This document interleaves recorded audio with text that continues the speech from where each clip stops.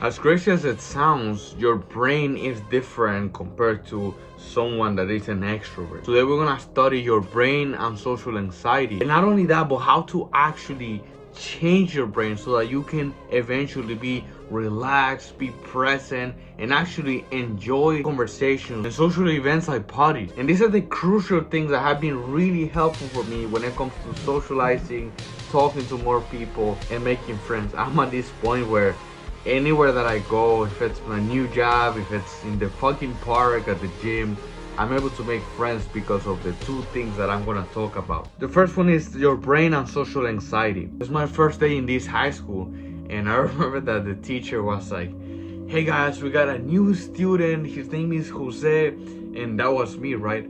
So I remember that there was like maybe 25 people. They fucking turned around just to look at me, right? I wanted to die right there, right? I was like, fuck, like all of them were looking at me, and I felt really anxious. But when I look at their faces, right, I see there was a girl on the left side. She was like looking at me, and I was thinking, man, is my hair looking stupid, or do I look stupid, or why is she looking at me with disgust? Or like, I just felt like everybody was looking at me weird and with disgust, right?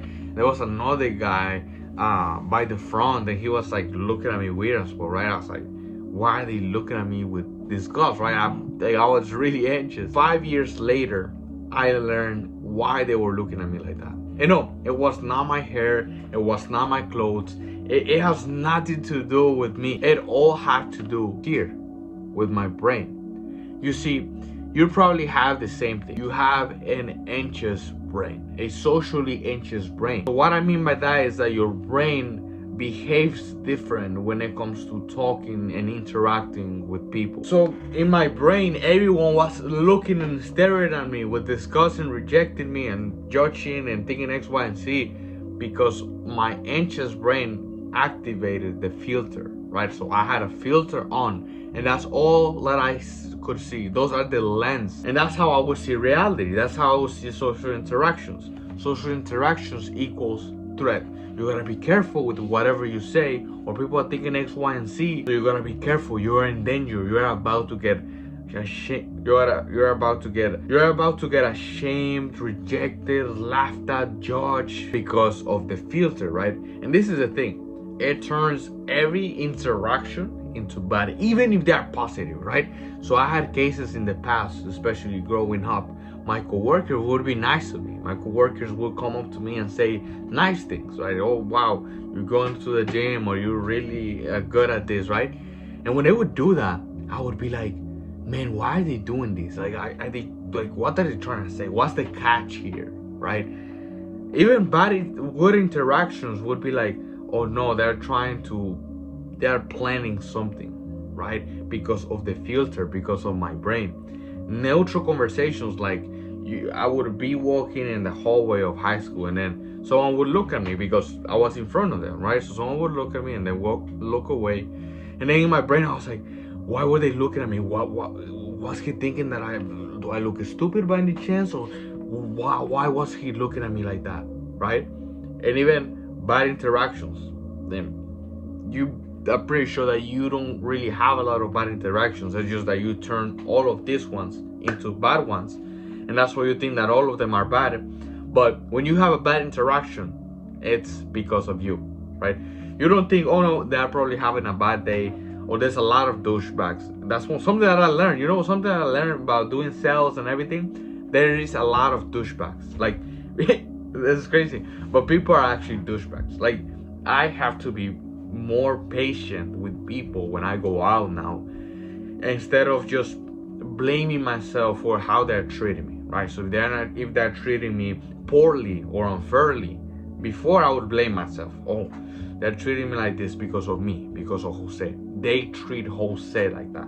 The reality is there's a lot of douchebags out there, right? So like, people treat you like that because of them, because they are just douchebags, right? Once again, that's something that I learned from sales, because I'm speaking with 100, 200 people every day.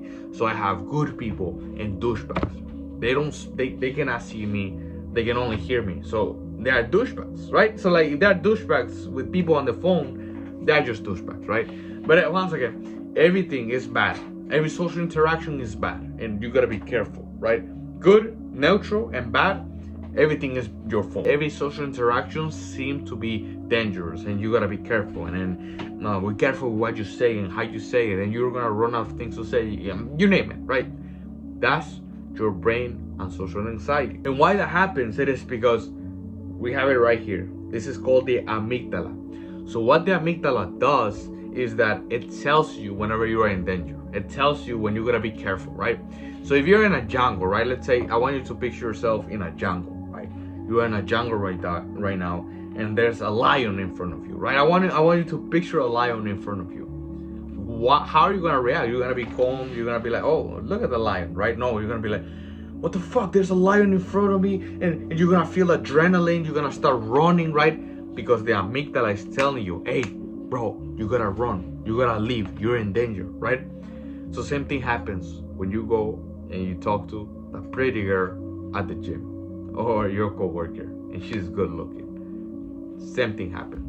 You are in danger, buddy. That's what amygdala is saying. You're in danger, buddy. Just be careful. Oh my God, what is she thinking about you, right? It is because the amygdala is telling you, warning you, because you believe that interactions are dangerous and you're gonna put yourself in a threat, right? But what does that happen, right? Let's take someone that is healthy or someone that is confident or an extrovert. Why doesn't have this thing, right? Like, why are we cursed? Like, you were born this way? Are you dumb that you curse? Or what's wrong going on, right? The reason that you believe like that subconsciously, and your brain has been damaged by people, especially your nervous system.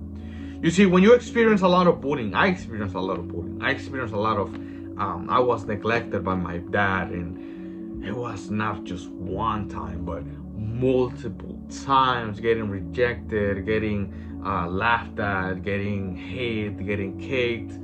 So many times, dude, that I cannot even remember right now. But it's been so many times of people neglecting me. So my brain is like, okay, adapted and believed that people are here to get me. People are here to judge me. People are not on my side. People are not my friends. I gotta be careful with them. I gotta be careful with what I say. If I say the wrong thing, I'm gonna be in threat and he's gonna laugh at me. He's gonna embarrass me. That's how I grew up, right? That's called PTSD, right? So if you experience bullying, you name it, that is PTSD. So your brain and social anxiety, it is because of PTSD, because of a trauma that comes from social interactions like bullying, as an example. So your brain is, okay, people equals threat, people equals danger, people equals you gotta be careful.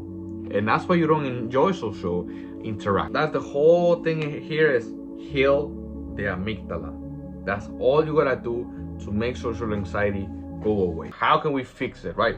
The first thing is, I want you to do the yoga. I think it's yoga trauma informed, right? Yoga has been proven so many times that it is helpful for your nervous system, to restore the nervous system if you went through something like PTSD, right?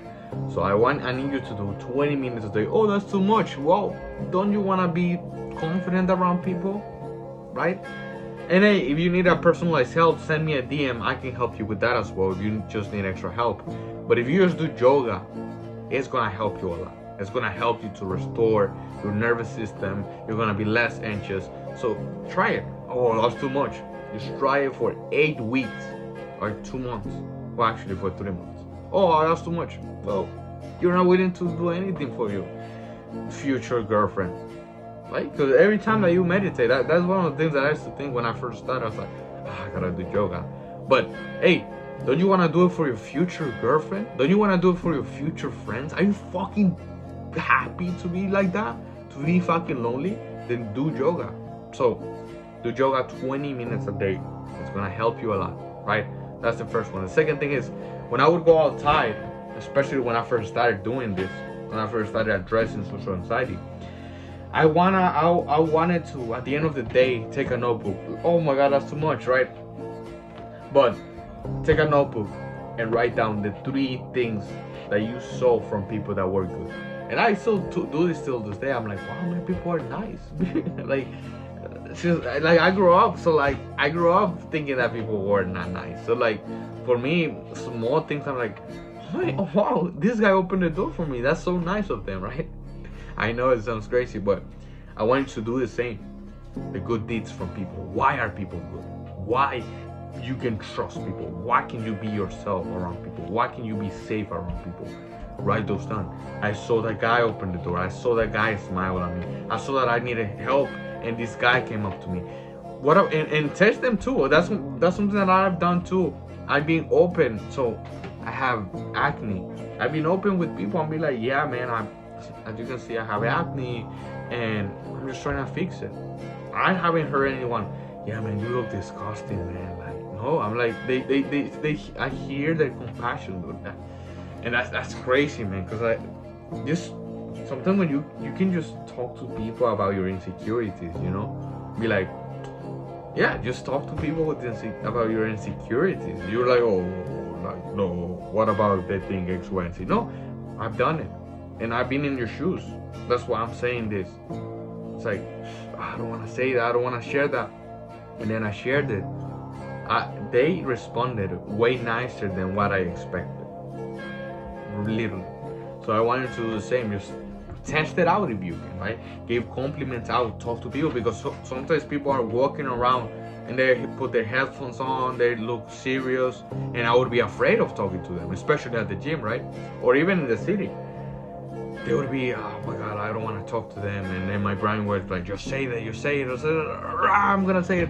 And I would give them a compliment. I would say something, and I would just right away, I would see a smile. Oh, right, thank you, right? I would make the frowning go away like this, because people are nicer, bro. Like, it's so weird to say this, but people are nice. So every day, write that down on a piece of paper. The 3 good deeds that you saw from people. Like, I saw this guy. Oh, that guy opened the door for this person. Oh, this old lady was really nice. Oh, that guy was helping me, or that girl, you name it. Put it down, right? So we got yoga, we got the 3 good deeds that you see from people, and I say a bonus, test it out. Put that shit out there. Oh, I'm excited because I just got a new job. Oh, I'm excited because I'm making progress in this. Oh, I'm excited because of that. Test it out, put it out there, right? Put that shit out there, and you see how people react, right? I say that would be the bonus, right? If you really have the balls, if you are serious about finding your future girlfriend and overcoming social anxiety, that's the thing that I'd say to you. Do those 3 things, right? And every time that you go outside, be like, oh, I'm safe here. No one is here to attack me. No one is here to judge me. No one is here to make fun of me, right? That's what I started doing. And it's not all affirmations, but it's just remind yourself, yes, you were rejected. Yes, people were dangerous at some point in those cases where you experienced bullying. We're not taking away the fact that you went through trauma and a lot of pain. You were neglected. We get it. I get it. I went through that myself. But that happened in the past. Leave the past alone, right? You're still living in the past, your body and brain. That's why you need to do this, right? But you're living in the past. Every time remind yourself that happened in the past, that no longer exists. This is the present. Yes, this happened. This is an event that happened, but your brain thinks that it's continue happening. No, this happened one time. Just leave it there, and then here you gotta be present and be like, man, people are nicer than what I think. Yes, I am anxious to do and say X, Y, and Z. I'm not taking away the fact that I'm feeling this way, but people are way nicer than what I think, and I'm judging them based on my past. Remind yourself every single day of that. Every time that you are at work, every time that you are in college, remind yourself every single day, and you're gonna feel just relaxed. You know, not just confidence and hey, I thought I find you attractive, right? It's not just confidence. It's just step 1. I feel relaxed around people. That's just the fucking step 1 that you need to do, right? So yeah, stop letting your brain stop going unconscious. Be conscious, right? You gotta be present and be like, okay, I'm feeling what I felt one time. I'm hearing the echo again of what it felt like. And that's fine. But that happened in the past. I'm gonna leave the past alone. Here's the present. Here's a new guy. I'm here in college, I'm here in my job, and that happened in high school, that happened in middle school, that happened in elementary. That's no longer happening. So I want you to remind yourself of that. So those are the four options, those are the four things that you could do to change this. And like I said, if you need help, send me a DM. I can totally help you to overcome this like this. Thank you.